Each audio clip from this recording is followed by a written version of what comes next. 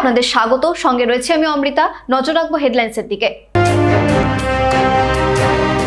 অমিত শাহর মুখ লক্ষ্য করে বিলের ছেঁড়া টুকরো, উত্তেজনা সংসদে। 30 দিন জেলে থাকলে মন্ত্রিত্ব খারিজ, বিল কেন্দ্রীয় সরকারের। গণতন্ত্র ধ্বংস করা হচ্ছে, হিটলারি কায়দায় চলছে কেন্দ্রীয় সরকার। নতুন বিলে বিরোধী মুখ্যমন্ত্রীদের চাপে রাখার চেষ্টা, বললেন মমতা।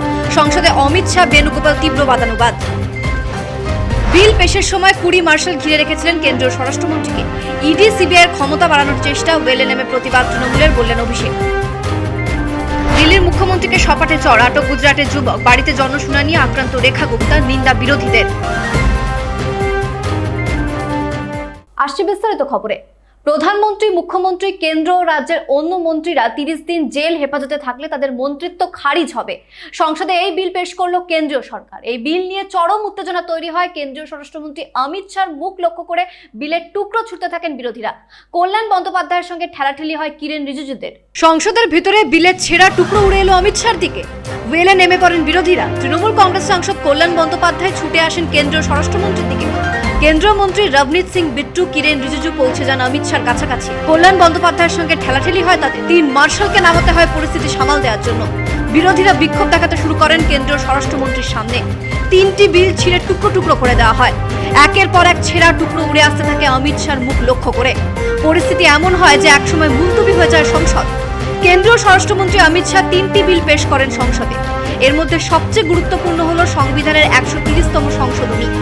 এই বিলে বলা হয়েছে, যদি দেশের প্রধানমন্ত্রী বা কোনো কেন্দ্রীয় মন্ত্রী, এমনকি কোনো রাজ্যের মুখ্যমন্ত্রী বা কোনো মন্ত্রী 30 দিন জেল হেফাজতে থাকেন, তাহলে 31তম দিন থেকে তার মন্ত্রিত্ব থাকবে না। এরপরই বিরোধীরা এককাট্টা হয়ে প্রতিবাদ জানাতে থাকেন। কেসি বেণুগোপাল, মনীষ তিওয়ারি, আসাদুদ্দিন ওয়েসিরা তীব্র বিরোধিতা করেন। সংবিধানে যুক্তরাষ্ট্রীয় কাঠামো মানা হচ্ছে না বলে অভিযোগ তোলেন তারা। INDIA জোটের দাবি, বিরোধী শাসিত রাজ্যগুলো সরকারকে নিশানা করছেন অমিত শাহরা। উত্তপ্ত বাক্য বিনিময় হয় কংগ্রেস সাংসদ কেসি বেণুগোপাল ও স্বরাষ্ট্রমন্ত্রী অমিত শাহর সঙ্গে। কেন্দ্রীয় স্বরাষ্ট্রমন্ত্রী বলেন, তাকেও গ্রেপ্তার করা হয়েছিল। কংগ্রেস সাংসদ বলেন, এই বিল দেশের সার্বভৌমত্ব নষ্ট করবে। যদিও বিজেপি নেতারা বলেছেন, এই বিল আসলে রাজনৈতিক শুদ্ধিকরণের জন্য। যদিও কেসি বেণুগোপাল পাল্টা প্রশ্ন করে জানতে চান, অমিত শাহ যখন গ্রেপ্তার হয়েছিল তখন কি তিনি নৈতিকতা দেখিয়েছিলেন? কেন্দ্রীয় স্বরাষ্ট্রমন্ত্রীর পাল্টা প্রতিক্রিয়া, আমি গ্রেপ্তার হওয়ার আগেই পদত্যাগ করেছিলাম।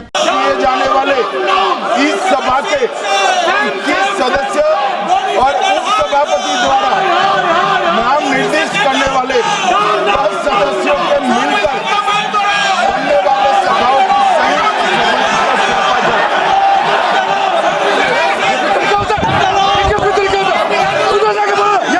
কংগ্রেস সাংসদ প্রিয়াঙ্কা গান্ধী বলেছেন, এই বিল আসলে বিরোধী রাজনৈতিক দলগুলোকে চাপে রাখার চেষ্টা। সরকার ইচ্ছে করলে জোর করে আটকে রাখতে পারে বিরোধীদের। শেষ পর্যন্ত বিলটি যৌথ সংসদীয় কমিটিতে পাঠানো হয়। এই বিলের সঙ্গে জম্মু কাশ্মীর পুনর্গঠন বিল, কেন্দ্রীয় শাসিত অঞ্চলের সরকারের বিলও ছিল। ব্যুরো রিপোর্ট, কুবের কলম ডিজিটাল। হিটলারি কায়দায় বিরোধীদের মুখ বন্ধ করার চেষ্টা হচ্ছে, বললেন মুখ্যমন্ত্রী মমতা বন্দ্যোপাধ্যায়। এক্স হ্যান্ডেলে তিনি লিখেছেন, সর্বশক্তি দিয়ে এই বিলের বিরোধিতা করব। টানা 30 দিন যদি জেলে থাকেন দেশের প্রধানমন্ত্রী, নেতা বা রাজ্যের কোনো মন্ত্রী অথবা রাজ্যের মুখ্যমন্ত্রী, তাহলে তার মন্ত্রিত্ব যাবে। কেন্দ্রীয় সরকারের এই বিলের বিরোধিতা করেছেন মুখ্যমন্ত্রী মমতা বন্দ্যোপাধ্যায়। এক্স হ্যান্ডেলে মমতা বন্দ্যোপাধ্যায় লিখেছেন, আসলে হিটলারের মতো গণতন্ত্রের ওপর আঘাত আনতে চাইছে কেন্দ্রীয় সরকার। কেন্দ্রীয় সরকার চাইছে 130তম সংশোধনী এনে আদালত ও বিচার ব্যবস্থার ক্ষমতা কেড়ে নিতে। মমতা বলেছেন, ইডি সিবিআইকে আসরে নামিয়ে নির্বাচিত রাজ্য সরকারের কাজে হস্তক্ষেপ করা হবে। সাধারণ মানুষের ভোটে সরকার তৈরি হয়, সেই প্রক্রিয়ারই তোয়াক্কা করা হচ্ছে না। সুপ্রিম কোর্ট যাদের খাঁচাবন্দি তোতা বলেছিল, সেই ইডি সিবিআই এর ক্ষমতা বাড়ানো হচ্ছে। সংবিধানে মৌলিক কাঠামো শেষ করে দিয়ে প্রধানমন্ত্রী ও কেন্দ্রীয় স্বরাষ্ট্রমন্ত্রীর হাতেই সব ক্ষমতা তুলে দেওয়া হবে। এটা আসলে বিরোধী রাজ্যগুলোর সরকারকে ক্ষমতাচ্যুত করার প্রয়াস। মমতা বন্দ্যোপাধ্যায় এক্স হ্যান্ডেলে লিখেছেন, যে কোনো মূল্যেই কেন্দ্রের এই নতুন বিল আটকাতে হবে। গণতন্ত্রকে বাঁচানোর সময় শুরু হয়েছে। যদি আদালতের ক্ষমতা কেড়ে নেওয়া হয়, তাহলে মানুষ ক্ষমা করবে না। মুখ্যমন্ত্রী বলেছেন, এখন মনে হচ্ছে দেশের জরুরি অবস্থার চেয়েও বেশি কিছু হচ্ছে। এটা কোনো সংস্কার নয়, বরং দেশের বিচার ব্যবস্থার স্বাধীনতায় হস্তক্ষেপ করা হবে। এক ব্যক্তি, এক দল, এক সরকারের হাতে যাবতীয় ক্ষমতা তুলে দেওয়ার চেষ্টা চলছে। ব্যুরো রিপোর্ট, কুবের কলম ডিজিটাল।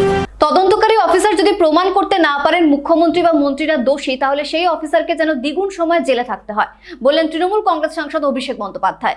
যে গত 10 বছরে 5892টা কেসে ইডি ইনভেস্টিগেশন করেছে। 5892টা কেস, তার মধ্যে কনভিকশন হয়েছে 8টা কেসে। পার্সেন্টেজের নিরিখে 0.13%। বিজেপির কোনো নেতা, সাংসদ, মন্ত্রী, মুখ্যমন্ত্রী, কেন্দ্রীয় মন্ত্রী, সর্বভারতীয় রাষ্ট্রীয় সভাপতি কোন রকম কোনো তর্কে অংশগ্রহণ করবেন? পার্লামেন্টের রিটেন আনসার, কেন্দ্রীয় সংস্থার পরিসংখ্যান, কেন্দ্রীয় সরকারের পরিসংখ্যান, আমার নয়। 5,892টা কেসের মধ্যে 8টা কেসে কনভিকশন হয়েছে, মানে 99.9% কেস পলিটিক্যালি মোটিভেটেড। বিজেপির যে থার্ড টার্ম, মোদী সরকারের যে ক্যাবিনেট, 28টা মন্ত্রীর বিরুদ্ধে কেস রয়েছে, তার মধ্যে 19 জনের বিরুদ্ধে মার্ডার সহ, কিডন্যাপিং সহ, নারী নির্যাতন এবং আরো গুরুতর অভিযোগ সহ 19 জনের বিরুদ্ধে অভিযোগ রয়েছে। এই বিল যদি পাস হতো তাদের বিরুদ্ধে কার্যকরী হতো।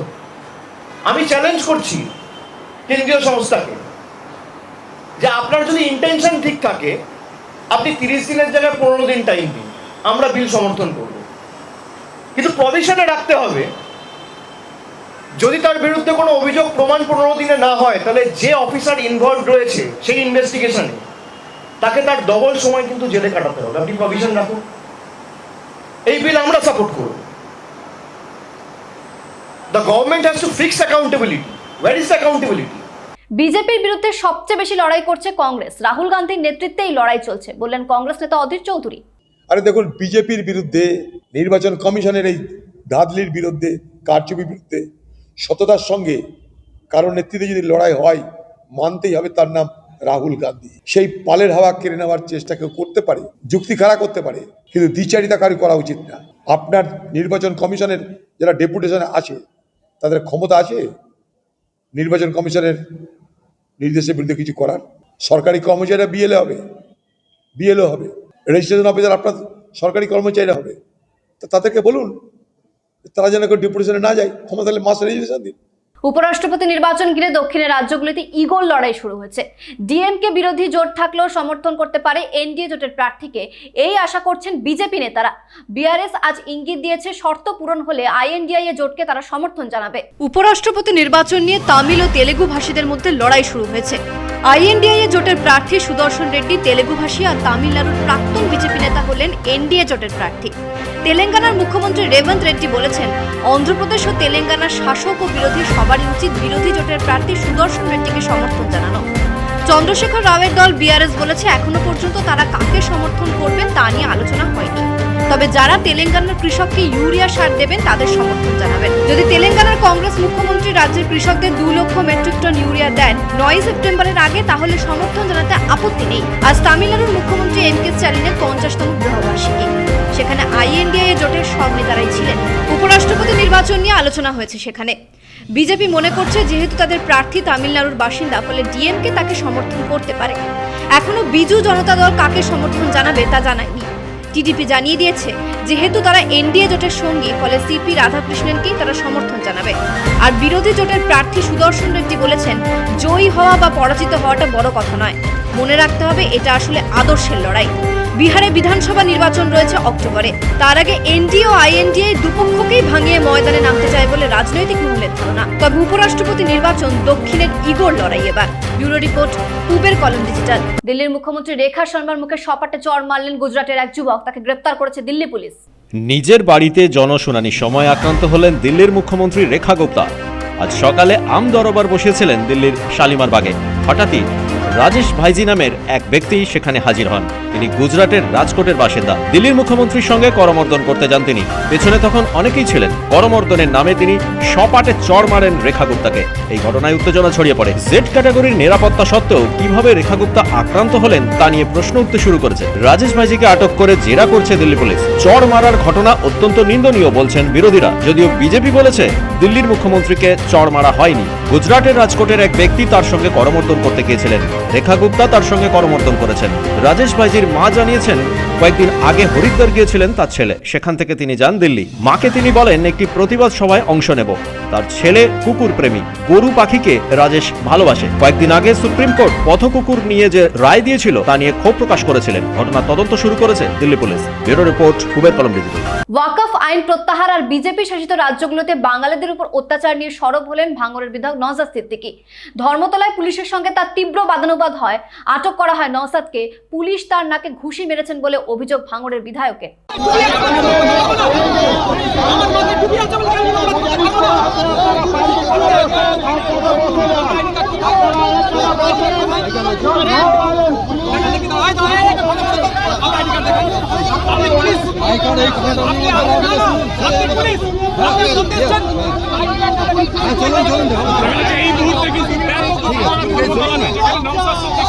পুলিশ যেমন আটকানোর জন্য তৈরি হয়েছে, আমরা ওয়াকফ সম্পত্তি বাঁচানোর জন্যে, ওয়াকফের কালা কানুন প্রতিরোধ করার জন্যে এবং গোটা দেশে বাঙালি পরিযায়ী শ্রমিকরা যেভাবে আক্রান্ত হচ্ছে তাদের সুবিচার দেওয়ার জন্যে, ওয়াকফ বিরোধী মোদি বিরোধী আন্দোলন করতে গিয়ে যাদের মুর্শিদাবাদে গ্রেপ্তার করে 750 মানুষকে, নিরীহ মানুষকে তাদের গ্রেপ্তার করে রাখা হয়েছে, তাদের ন্যায় আর ইনসাফ দিতে আজকের শান্তিপূর্ণ অবস্থান ধর্ণা হবে।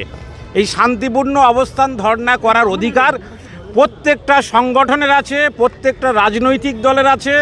ওয়াকফ সংশোধনী আইন 2025 বাতিলের জন্য যেভাবে ওবিসি সার্টিফিকেট নিয়ে জলঘোলা হচ্ছে, এটার নিরসন, ফেক ST/SC সার্টিফিকেট নিয়ে যেভাবে মানে নন ST/SCরা ফেক ST/SC সার্টিফিকেট পেয়ে যাচ্ছে, তার বিরুদ্ধে সর্বোপরি SIR নিয়ে যেভাবে নাগরিক হয়রানি বা আতঙ্কিত করার চেষ্টা করছে, বলছে নাকি যাকে তাকে ডি ভোটার বানিয়ে দেবে, ডাউটফুল ভোটার বানাবে, ওটার প্রতিবাদে এবং ভিন্ন রাজ্যে যেভাবে আমাদের বাংলা শ্রমিকরা আক্রান্ত হচ্ছে বাংলা কথা বলার জন্য, গতকালকেও আক্রান্ত হয়েছে, বেধড়ক মার মেরেছে একজন মহিলা আক্রান্ত হচ্ছে, 18 বছরের টিনেজার কমপ্লিট সেও আক্রান্ত হয়েছে। তাদের এই পরিযায়ী শ্রমিকদের উপরে যে বাংলা ভাষা আক্রমণ হচ্ছে, বাংলা ভাষার উপরে আক্রমণ হচ্ছে, এটা বন্ধের জন্য আজকে আমাদের ধর্ণা। দেশের খবর এখন এই পর্যন্তই। দেখতে থাকুন পূবের কলম ডিজিটাল।